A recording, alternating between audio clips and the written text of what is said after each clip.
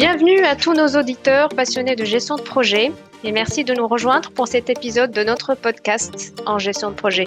Aujourd'hui, nous allons aborder l'intégration de l'intelligence artificielle dans les tests logiciels. Avant, dans nos précédents podcasts, nous nous sommes intéressés à la gestion de projet, aux différentes méthodes agiles et nous avons également abordé le rôle du chef de projet en tant que coach et mentor. Voilà, donc vous pouvez toujours consulter nos précédents podcasts dans notre chaîne YouTube, blog de gestion de projet. Aujourd'hui, c'est l'intelligence artificielle et plus particulièrement l'intelligence artificielle générative à laquelle on s'intéresse dans les domaines techniques et plus particulièrement les tests logiciels. Donc, c'est un sujet très important à l'heure où l'IA générative transforme radicalement nos méthodes de travail et promet d'améliorer l'efficacité et la précision des tests. Donc, pour discuter des problématiques liées à ce sujet, nous invitons aujourd'hui David Rochelet, spécialiste en assurance qualité et auteur du blog Gestion de projet. David, bienvenue dans ce podcast avec nous. Merci, bonjour. Avec plaisir. Donc, pour commencer, je vous invite bien entendu à vous présenter à nos auditeurs et nous raconter brièvement comment est-ce que vous êtes arrivé dans le domaine des tests logiciels. Alors, moi, j'ai fait du test, j'ai commencé il y a bien longtemps, dans des domaines qui sont pas forcément le logiciel. C'était plutôt dans la maintenance industrielle où on testait les installations avant de les démarrer. Il y avait du test en mécanique, il y avait du test en démarrage de centrales électriques. J'ai fait un peu plus de tests quand j'ai commencé à m'intéresser à l'informatique, en formant finalement des mainteneurs sur des data centers. Et donc, avant de former, il fallait tester le matériel qui avait été reçu avec des procédures de test. Et puis, il y a un peu plus de 6 ans, j'ai vraiment commencé à travailler en tant que QA, donc testeur QA, sur vraiment la validation de logiciels. C'était très manuel à l'époque. Et donc, petit à petit, sont arrivées toutes les vagues d'automatisation, les tests automatisés. D'abord, on automatisait les scénarios qu'on faisait manuellement. Puis, petit à petit, différents types de tests, comme des tests automatisés pour la performance, pour la sécurité, pour la déployabilité. Petit à petit, je me suis retrouvé à monter une équipe d'une quinzaine de personnes pour une société qui s'appelait Data Solutions. C'était une ESN spécialisée dans le e-commerce. Et aujourd'hui, je suis chez Isagri et je suis QA manager en transverse. En fait, j'accompagne une série de projets dans la mise en place de leur stratégie de test, de leur stratégie d'automatisation et de la montée en maturité en termes de bonnes pratiques et d'instrumentation de leurs tests. Parfait. Merci pour cette présentation. Donc, on peut commencer déjà par définir ce que c'est que l'intelligence artificielle aujourd'hui et pourquoi plutôt déjà, est-ce qu'il est important de l'intégrer? Parce qu'aujourd'hui, on voit que l'intelligence artificielle est en plein essor, c'est un sujet tendance. Donc, pourquoi une telle ampleur et pourquoi dans ce domaine également? Alors, ce qu'il faut savoir, c'est que l'intelligence artificielle, ça fait plus de 10 ans qu'on en parle sans vraiment qu'il y ait un essor. Par exemple, la reconnaissance optique de caractère, ça fait longtemps qu'on apprend à des systèmes à reconnaître de façon de plus en plus fiable des caractères sur, par exemple, une facture ou sur un document. D'accord. Alors pourquoi ça s'est pas développé plus tôt? Parce qu'il n'y avait pas forcément les infrastructures, la puissance de calcul, les algorithmes, et puis surtout, pas forcément les cas clients. Pour développer une technologie se développe, il faut qu'il y ait un marché. Et ce marché a mis quand même pas mal de temps à devenir mature, que les gens trouvent une utilité, et puis que ça devienne assez accessible à des utilisateurs. Il y a 10 ans, on parle de quelque chose qu'il fallait installer à la main, et il fallait savoir coder en Python, par exemple, pour l'utiliser. Oui. Donc aujourd'hui, on a des choses qui sont devenues aussi très ergonomiques. Vous pouvez converser avec une IA sans savoir coder. Aujourd'hui, c'est devenu très populaire finalement, même au sein de nos métiers où on a une partie de la population qui n'est pas développée. Ouais. Et c'est vrai, quand on entend ceci, on a tendance à croire que c'est facile, que l'IA, elle code pour nous, mais encore faut-il connaître les règles du jeu, savoir l'utiliser. On viendra à ces questions plus tard. Justement, pourquoi est-ce qu'on parle d'IA générative? Est-ce qu'on parle vraiment d'IA générative précisément dans le domaine des tests? Alors l'IA, c'est un terme générique. C'est un ensemble finalement d'algorithmes, c'est une famille d'algorithmes qui va être soit génératif, soit non, mais qui en fait a pour caractéristique de s'adapter. Donc en fait, on va ajuster des paramètres en fonction de jeux de données passés en entrée. Les jeux de données, c'est des questions-réponses. Par exemple, si je mets des photos, je dis voilà, c'est un homme ou une femme sur la photo. Et donc je vais donner comme ça des millions de photos. Et en fait, l'algorithme va s'adapter. C'est-à-dire que quand je vais lui présenter une photo, elle va me donner une réponse. Et en fonction des jeux de données que je lui aurai donné, elle sera plus ou moins précise sur ce qu'elle va être capable de répondre. Donc c'est de l'entraînement un peu. Voilà, donc ça c'est, on va dire, l'ensemble des IA qui sont capables de s'adapter à des situations à partir de jeux de données d'entraînement. Ce qui veut dire qu'un jeu de données qui est trop restreint ou trop spécialisé va donner une IA qui est hyper spécialisée. Alors, vous avez des IA qui sont très spécialisées, hein. Ça peut être par exemple des pilotes automatiques ou des IA dédiées au médical, qui elles vont être très très spécialisées et qui ne seront capables de faire que ça. Et puis aujourd'hui, on a ce qu'on appelle des LLM, donc Large Language Model. Donc ça, par exemple, c'est notre ChatGPT. Ouais. Ce qu'on appelle des modèles larges, c'est-à-dire qu'ils sont capables de couvrir un grand nombre de domaines. Pourquoi génératif? Parce que en fait, quand vous voyez ChatGPT qui écrit, chacun des mots écrits par ChatGPT et le résultat non seulement des jeux d'entraînement, mais aussi de ce qui a été fait avant. Oui. Donc en fait, chaque mot est le résultat d'un calcul qui prend en compte tout ce qui s'est passé avant. Et en fait, c'est adapté. C'est la raison pour laquelle quand vous lui posez 2 fois la même question, vous n'avez pas 2 fois la même réponse. Oui, tout à fait. C'est un modèle de langage qui est complètement dépendant des inputs qu'on met, des données. Ça devrait donc s'entraîner en fonction de l'évolution en parallèle justement des domaines. Et vu que justement ce domaine est très évolutif, comment est-ce qu'on peut concrètement utiliser l'IA? Comment ça s'applique en tout cas au sein des applications et des logiciels concrètement? Alors en test, ça fait un petit moment que les testeurs effectivement s'intéressent à ce domaine-là, puisqu'on est des testeurs, on a envie de tester plein de choses. Et surtout, on a toujours eu à cœur de minimiser le coût des tests, qui est important dans un projet. On parle de 20 ou 30% du coût d'un projet en informatique. Donc, c'est quelque chose qu'on va chercher, un budget qu'on va chercher à maîtriser et qu'on va chercher à fortement automatiser. Alors, il y a une première vague d'automatisation qui sont plutôt des algorithmes déterministes. C'est du code, c'est des outils d'automatisation déterministes parce que on va dire au code exactement ce qu'on veut qu'il fasse et il va faire exactement ce qu'on veut qu'il fasse. Avec l'IA, ça va être un petit peu différent parce que l'IA, elle va s'adapter aux données qu'on rentre, mais on ne peut pas facilement prédire, ou même pas du tout pour certains algorithmes, la réponse que l'algorithme va nous donner. Si par exemple je donne 1 millier de cas d'usage tests à trier à un algorithme, il va peut-être me trouver des catégories auxquelles je n'aurais absolument pas pensé, parce que la moindre petite variation dans les données va entraîner finalement une réponse très différente. Ça, c'est une caractéristique intéressante pour nos testeurs, puisque ça veut dire que ces algorithmes étant spécialisés finalement dans l'analyse d'un très grand nombre de données et dans leur classification, pour finalement donner des probabilités derrière sur des événements, nous, ce qui va nous intéresser, c'est déjà, est-ce qu'on peut leur donner, par exemple, tout l'historique des bugs d'un logiciel, essayer de prévoir les bugs qui vont arriver. Est-ce qu'on peut donner aussi, à partir de ça, on va peut-être aussi demander quels sont les tests les plus pertinents. Donc après, je vais lui présenter un jeu de tests et puis je vais lui dire, finalement, dans tous ces tests-là, qui vont être attachés finalement aux bugs que j'ai eu ou au risque de bugs que je pourrais avoir, j'ai identifié, finalement, quels sont les tests les plus pertinents à jouer dans mon plan. Pouvoir utiliser ces algorithmes pour pondérer des tests, les classifier, et du coup avoir un ordre de priorité sur les tests à jouer.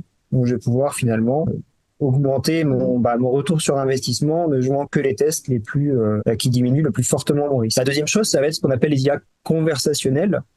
Ça, c'est le ChatGPT, à qui je vais pouvoir trouver des applications. Alors là, c'est très intéressant. Et là, il y en a pas mal qui commencent aujourd'hui utilisées, puisque en fait, je vais pouvoir, par exemple, discuter avec mon IA et par conversation, en expliquant le fonctionnement de mon logiciel, je vais lui donner de plus en plus d'éléments et donc il va me donner soit des cas d'usage auxquels je n'aurais pas pensé, qui peuvent correspondre par exemple à ce qu'il aura lu dans des articles sur finalement les tendances du marché. Donc, par exemple, un logiciel de comptabilité, il va peut-être essayer de me trouver un cas d'usage sur la facture électronique, puisque c'est un des grands sujets en ce moment. Et puis, il va surtout pouvoir me trouver des cas de tests qui vont me permettre de valider mon logiciel en limitant le temps passé sur les tests et en limitant évidemment le coût des tests, en choisissant le bon niveau de test. Est-ce que c'est un test unitaire? Est-ce que ça va être un test plutôt haut niveau? Donc on a justement dans le choix des applis, dans le choix des applis, est-ce que ça peut donner un avis, c'est-à-dire comme voilà un humain finalement peut donner un avis sur le choix de tel ou tel logiciel en tenant compte de la complexité des technologies. Est-ce que l'IA serait capable en tout cas d'être entraînée peut-être de façon à donner des avis sur le meilleur outil et technologie à utiliser? Alors oui, effectivement. Alors c'est là que ça peut être intéressant. Alors un petit disclaimer quand même. Les réponses, l'algorithme n'est pas déterministe et qu'on est encore au tout début et que les données en général, le ChatGPT a été entraîné avec des données qui vont jusqu'à 2021 puis jusqu'à 2022. Ils ont rajouté des jeux de données. Ça veut dire que quelque part les données peuvent être assez anciennes puisqu'il n'a rien appris depuis 2022 et qu'on est dans un métier qui évolue très très vite. Et en plus, en fonction de la question que je vais poser et de la manière dont je vais la poser, ce qu'on va appeler du prompting. C'est assez, c'est pareil. Il y a pas comment bien poser une question à l'IA. Et en fait, je vais obtenir des résultats qui peuvent être assez variables en termes de qualité et même de justesse, puisque il va peut-être me donner des critères qui sont pas du tout pertinents. Par contre, Il y a pas mal d'essais, effectivement, qui sont faits régulièrement. Et ça peut permettre, par exemple, on peut lui dire, présente-moi 4 solutions sur du marché des logiciels d'automatisation de tests. Et puis, essayer de me les classer dans un tableau en me mettant en face les avantages, les inconvénients et une petite note sur la facilité, par exemple, d'apprentissage de ce logiciel. Donc, de manière objective, il peut compiler les données pour aider à la prise de décision. Voilà, en fait, il va compiler un grand nombre de données. Alors, c'est là que les IA sont beaucoup plus fortes que les êtres humains. C'est là que c'est un outil assez formidable. C'est que là où un être humain, il va falloir qu'il lise des articles, il va pas pouvoir en lire des centaines dans la journée. Une IA, elle, on va l'alimenter avec des millions d'articles finalement, et donc il va être capable très très rapidement d'engranger une très grande quantité d'informations et de trouver des recoupements pour pouvoir proposer une synthèse pertinente. C'est là où en fait c'est très très intéressant de discuter entre une intelligence humaine qui va être de bien essayer de saisir la finalité de ce qu'on veut faire, et puis un algorithme qui va être capable de traiter très très vite une quantité de données et de les classifier très rapidement pour effectivement en extraire. Alors évidemment, la difficulté reste toujours le jeu de données. C'est que si je prends des données un peu trop anciennes, par exemple dans l'informatique, des logiciels de test, j'en avais pas beaucoup. Pour l'automatisation des sites web, par exemple, j'avais quasiment que Selenium. Et donc ça veut dire que si mes données sont trop anciennes, il va me proposer Selenium parce que ça sera le seul qu'il connaisse. Donc ça veut pas dire que les autres ne sont pas bien, ça veut dire qu'il les connaît encore. Oui, tout à fait. Si je pose ma question, alors, ça peut être aussi un problème si je suis sur un marché qui est différent. Par exemple, on sait qu'en fonction, par exemple, de la zone géographique, il y a une préférence pour certaines technologies. Donc, par exemple, si je suis en Inde, il y a beaucoup de développeurs Selenium. Et en fait, un Indien qui poserait la question va peut-être se retrouver, puisque le modèle a été alimenté par des Américains, avec des suggestions de logiciels qui ne correspondent pas à son marché local et qui vont du coup poser problème quand s'il l'adopte et qui va chercher des développeurs. Il ne va trouver sur son marché local que des développeurs Selenium et pas des développeurs JavaScript. Faire attention aussi à la réponse et au contexte dans lequel le modèle a été entraîné. C'est pour ça qu'il y a quelques projets aujourd'hui, par exemple, de développer des IA, je veux dire Made in France. On a une petite start-up en France qui monte bien et qui justement essaie de pallier à ce problème-là en proposant des modèles qui sont faits sur le marché français, donc pour des problèmes de protection de données, mais aussi pour avoir une certaine localité dans les modèles d'entraînement qui permettront d'avoir des réponses plus pertinentes sur des questions finalement très locales. Si je demande à une IA de me proposer un comparatif entre différents vins pour accompagner un plat, si l'IA est entraînée par des Américains, je suis pas sûr qu'elle fasse le bon choix. Par contre, si c'est plutôt des sites culinaires français, je vais trouver plutôt des vins locaux français. Oui, tout à fait. C'est finalement les prérequis un peu pour utiliser efficacement l'IA. Il faut toujours garder les mains sur le volant pour, on va dire, être sûr de contrôler sa direction. Donc, c'est important de savoir la manier et l'ajuster en cours de route. Voilà. Une dernière utilisation qu'on va faire en test, puisqu'en fait, aujourd'hui, on est passé d'un modèle avec des équipes de test qui étaient un peu séparées des développeurs et qui aujourd'hui, avec l'agilité, sont intégrés dans une équipe. C'est que une des conséquences, c'est qu'on va avoir des testeurs qui vont beaucoup plus souvent aller mettre les mains dans le code. Alors souvent, c'est du code de test, mais ça reste du code, c'est du JavaScript, c'est du Java. Et en fait, l'IA va les aider à coder, puisqu'en fait, l'IA va faire des propositions. Alors soit je vais lui dire, par exemple, crée-moi une fonction qui fait ça, ou crée-moi les tests qui permettent de tester cette fonction-là. Donc ça peut être très intéressant pour des développeurs ou des testeurs. Ou alors, aller évaluer du code. Je peux très bien prendre un morceau de code et demander à ChatGPT de me l'expliquer, ou de me le commenter en m'expliquant chacune des lignes. Ça marche relativement bien. Ça a un gros avantage en termes de pédagogie, puisque si je ne sais pas coder ou que j'ai juste quelques rudiments, je peux assez rapidement aller par petits pas progresser en ayant une conversation finalement avec l'IA qui va me proposer des bouts de code, me les expliquer, toujours avec le même biais. C'est que si la technologie a évolué ou que la manière de coder a évolué, il faut faire attention à l'année finalement où le morceau de code est valide.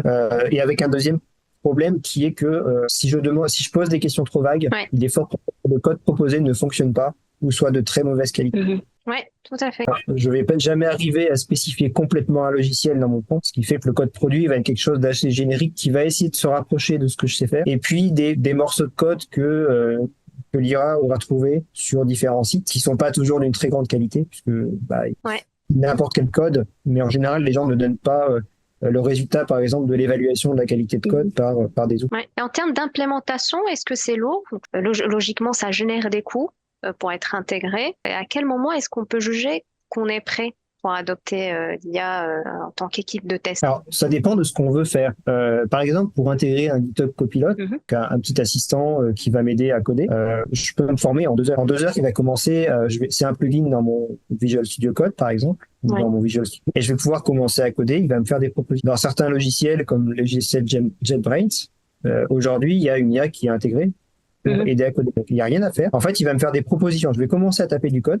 Et il va me faire des propositions au fur et à mesure que j'accepterai ou pas. Et petit à petit, je vais pouvoir, alors soit je peux le paramétrer en faisant des retours sur la qualité du code, est-ce que j'ai aimé la proposition, est-ce que je l'ai refusé, soit il va noter un petit peu ce que j'ai refusé ou pas. Donc il va s'ajuster petit à petit à ma manière de coder aussi. Donc ça peut être très rapide.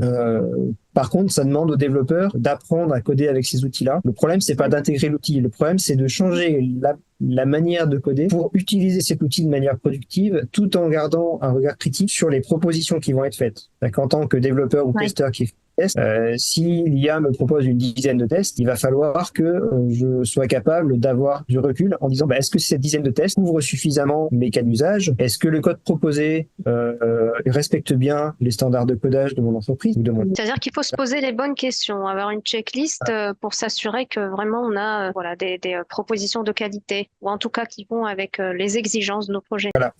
Et c'est pareil, il faut aussi que le style de codage soit à peu près le même que celui qu'on a l'habitude d'avoir dans l'équipe, parce que l'IA va avoir une manière de coder, une manière d'organiser le code, une manière de l'écrire. C'est comme si je prenais un roman, par exemple, d'un auteur, et puis que j'ai rajouté un paragraphe fait par l'IA. Il va falloir quelques ajustements pour que l'IA arrive à faire des phrases qui soient dans le même style que le reste du roman. Sinon, on va voir tout de suite que c'est un IA qui agit. Donc c'est pareil pour tout ce qui est l'intérêt du code et des tests, etc. Il va falloir que on ajuste l'IA. Alors ça, maintenant, ChatGPT permet de le faire dans sa version payante, de créer des prompts un petit peu plus personnalisés sur lesquels on va paramétrer beaucoup plus finement pour finalement rajouter des petites contraintes dans le fonctionnement, dans l'algorithme, qui vont permettre d'ajuster vraiment les réponses pour qu'elles soient pertinentes. Alors malheureusement, un développeur senior ou un testeur senior qui connaît bien son métier, qui sait bien ce qu'il veut, qui connaît bien les standards de qualité et qui a l'habitude d'écrire des plans de test, va savoir ce qu'il attend et donc va savoir dire au modèle si c'est bien ou pas et puis ajuster éventuellement les paramètres si c'est en manuel. Malheureusement, un testeur ou un développeur junior va se retrouver devant un outil qui va lui faire des propositions qu'il ne saura pas évaluer et on va créer ce qu'on appelle de la dette technique, c'est-à-dire qu'en fait, il y a des choses qui ne seront pas forcément de bonne qualité, qui ne seront pas maintenables, qui ne seront pas adaptées, qui ne seront pas sécurisées, qui ne seront pas performantes. On peut avoir différents critères. Et ça, si je prends comme argent comptant finalement ce qui met le résultat que me donne l'IA, je vais me retrouver, et ça il y a pas mal d'études aujourd'hui qui en parlent, avec du code de très mauvaise qualité et en fait qui va être réécrit très souvent. Ça, en général, c'est une caractéristique des codes qui sont de mauvaise qualité. Parce qu'on ne devrait pas changer tout le temps l'ensemble du code juste parce qu'une IA a décidé qu'en fait, il fallait l'écrire autrement. Il y a un vrai reprendre, et ça fait partie de la conduite du changement dans une équipe. C'est le plus long. C'est la gouvernance de comment on va utiliser tous ces outils-là, comment on va les utiliser, quelles règles on se fixe, quelles limites on se fixe aussi, à quel moment on arrête de faire confiance à l'IA et on réfléchit en tant qu'humain à vraiment l'impact que ça a sur le produit. Et ça, c'est pas toujours évident parce que c'est des outils qui sont nouveaux, qui sont extrêmement puissants et qui peuvent dans des situations de stress ou de retard projet, peut être tenté de dire finalement, bon allez, j'ai un plan de test à faire, je prends la spec, je la colle dans le chat GPT et puis je fais un copier-coller de ce qui va me répondre pour le plan de test. Malheureusement, on aura ce cas-là. C'est un peu dangereux parce que quelque part, on n'a aucune garantie que le plan de test soit bon. On n'a aucune garantie que les tests générés soient pertinents. On va avoir une réponse générique qui est quelque chose qui est valable la plupart du temps, mais sur lequel on n'a pas pris de recul en fait, qu'on ne maîtrise pas. Ouais, tout à fait. Ça peut faire limite l'effet boomerang. On n'a voilà, c'est la qualité de ce qu'on propose, de ce qu'on met comme input qui va déterminer les résultats. Après, il y a aussi cette question d'éthique et de confidentialité, peut-être, qui est aussi une affaire complexe à gérer. Effectivement, si je commence à finalement à mettre du code de mon entreprise, des algorithmes qui sont un petit peu le cœur de métier de mon entreprise, ou des plans de test avec des cas d'usage très particuliers, et que derrière ces cas d'usage ou ces données servent à entraîner l'IA, elles feront partie du modèle. Ce qui veut dire qu'à un moment donné, ces données vont pouvoir ressortir. On a vu ça notamment avec la génération d'images, où on l'a entraîné avec des œuvres d'art, et finalement, il y a des morceaux de ces œuvres d'art qui sont ressortis. Donc, quid de la propriété intellectuelle? Et puis, sur des algorithmes un peu sensibles, j'ai peut-être pas envie que mon concurrent Oui. profite des 20 années d'investissement que j'ai réalisé pour qu'un algorithme soit extrêmement bien fait. Et donc, alors Exactement. aujourd'hui, il y a des offres sur ChatGPT, par exemple, il y a une offre Teams qui permet justement de dire à ChatGPT, tu n'utilises pas ces données-là pour ton entraînement. On commence à avoir ce genre d'option. Alors, évidemment, il y a un coût, puisque c'est plus cher que d'utiliser la version gratuite et puis de mettre ces données dedans. On commence à avoir ce genre de choses, mais c'est quelque chose auquel les entreprises elles doivent en être conscientes. Et puis elles doivent y faire attention. C'est-à-dire que là aussi, c'est quelles limites je me fixe dans l'utilisation de ces outils-là, parce que j'ai pas envie que mes données finalement soient utilisées finalement soient utilisées n'importe. C'est ça, c'est la seule chose qu'on peut contrôler. En tout cas, c'est ce qu'on a entre les mains, voilà. Mais pour finir, quelles sont peut-être les compétences que vous conseillez les professionnels dans ce domaine d'acquérir pour travailler efficacement avec l'IA, et quels sont les derniers conseils que vous donneriez aux managers et tacticiens? Alors, dans les compétences, c'est peut-être déjà d'essayer de regarder un peu l'historique parce que c'est très intéressant. Il y a eu beaucoup d'étapes dans l'histoire. Il y a beaucoup d'essais. C'est très varié finalement. La deuxième chose, ça serait d'essayer sur certains projets sur lesquels il n'y a pas de risque, de problème de confidentialité, etc. Donc, prenez des outils, essayez-les, évaluez-les, parce que la seule manière de savoir si un outil apporte quelque chose à votre équipe, c'est de vous fixer des critères de performance et de dire est-ce que le fait d'utiliser l'outil m'apporte suffisamment pour que finalement je prenne le risque de faire un changement. C'est pareil, converser avec une IA, ça nécessite de savoir écrire un prompt, ça demande un petit peu de temps. Donc, il y a pas mal de guides aujourd'hui sur comment écrire un prompt en mettant du contexte, en précisant bien le persona qu'on veut voir finalement utilisé par l'IA, et puis un petit peu toutes les données de contexte qui permettent de générer une réponse qui soit pertinente. Donc ça, il faut prendre l'habitude parce que c'est tout nouveau. C'est pareil, utiliser une aide à l'écriture de code ou une aide à l'écriture de cas de test ou de use case pour les chefs de projet. Ça demande un petit peu d'habitude parce qu'on va avoir des propositions, donc il faut prendre l'habitude de converser. Il faut prendre l'habitude d'évaluer les réponses. En fait, fixez-vous des critères finalement. C'est-à-dire que si vous utilisez l'IA, c'est que vous voulez résoudre un problème. Donc si vous voulez résoudre un problème, comment est-ce que vous savez, finalement on en revient sur le test, comment est-ce que vous savez que vous avez résolu le problème? Donc projetez-vous et dites-vous, si l'IA m'aide vraiment, il y a un moment où je vais atteindre le critère de résolution du problème. Là, je saurai que l'IA est intéressant. Et donc, je vais pouvoir éventuellement parler des conditions de confidentialité, des données, etc.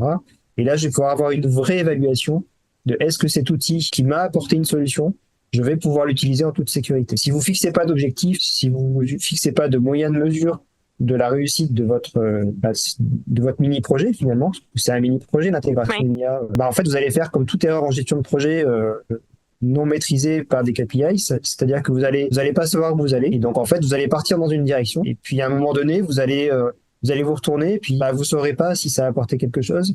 Vous allez savoir que vous avez dépensé du temps et de l'argent, ça c'est sûr, parce qu'on peut perdre beaucoup de temps aujourd'hui avec l'IA, mais vous saurez pas si finalement ça apporte quelque chose, parce que... Surtout avoir sur le dos une dette technique, finalement, à gérer. Voilà, on doit générer de la dette. Et c'est puis, clair. vous aurez une image de l'IA qui va être négative, parce que vous allez vous dire, ah mais tout ce qu'on m'avait raconté sur le fait que ça soit magique, etc., c'était pas vrai. Non, c'était pas vrai. Par contre, il y a des avantages de productivité, d'automatisation, même de créativité. Si j'arrive à faire une séance de créativité avec une IA, pour résoudre un problème, je peux très bien discuter avec l'IA et peut-être que je vais arriver par conversation à élaborer une solution. Donc, fixez-vous un objectif, évaluez des outils avec votre équipe et vous verrez que vous allez vous constituer finalement, vous allez compléter votre boîte à outils de chef de projet. Et c'est là où ça va être très intéressant. C'est qu'un chef de projet, un développeur, un testeur, ce sont des gens qui ont une boîte à outils, ce sont des techniciens finalement, qui ont une boîte à outils, et c'est pas la boîte à outils qui fait le technicien, c'est l'intelligence du technicien à utiliser les bons outils qui fait un bon technicien. C'est un peu comme dans le domaine de la cuisine finalement, on a les mêmes ingrédients de la recette, mais on peut avoir des résultats différents. Donc pour juger la qualité, finalement, il faut savoir les utiliser. Tout à fait. Parfait. Merci pour cette intervention. C'était très riche. Merci pour tous ces conseils, ces discussions enrichissantes. Donc, chers auditeurs, nous espérons que cet échange vous a apporté des éclairages. N'hésitez pas à nous poser vos questions, à nous donner vos avis. Restez branchés pour d'autres épisodes sur la technologie et la gestion de projet. À très bientôt.